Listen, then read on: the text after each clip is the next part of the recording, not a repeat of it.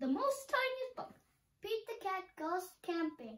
And my name is Arya, and welcome to Kids Book Buddy. Who is this guy hiding here?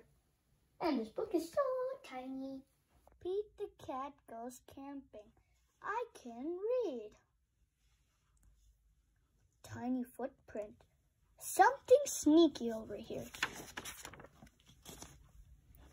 Pete is excited to go camping. This is his first time. Don't forget your sleeping bag, says Dad. Or your hiking boots, says Mom. The campsite is deep in the woods. Mom and Dad set up the tent. Pete and Bob help collect the sticks so they can make a fire later. Pete and Bob go for a hike. Bob shows Pete the footprints of different animals. Do you think we will see anything cool, asks Pete. Maybe, says Bob. Pete and his dad go fishing. They must be very quiet and very still to catch a fish. Fishing takes a long time. They finally catch some fish. Mom builds a fire. She cooks the fish for dinner. It tastes yummy. Next, Pete toasts marshmallows. Pete makes s'mores with chocolate and graham crackers. It starts to get dark out. Bob tells Pete a story about a scary, hairy giant. The giant lives in the woods. His name is Bigfoot. I read this book, you guys know, and they're going to make a graham cracker marshmallow with chocolate for Bigfoot, and then Bigfoot is actually real. He's going to take it away. His name was Bigfoot. Do you think Bigfoot lives here, asks Pete. No one has ever seen Bigfoot, says Bob. Don't let Bob scare you, says Dad. Bigfoot is not real, Mom says. Pete sighs with relief. But if he is real, I bet he's friendly, says Dad. And likes s'mores too. That's not scary, thinks Pete.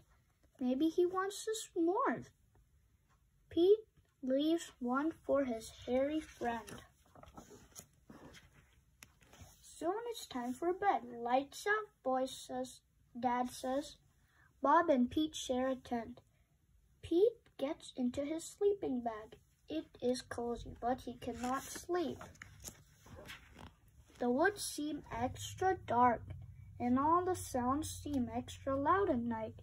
Pete hears a weird swooshing sound. What is that, he asks Bob. That's just the wind, says Bob.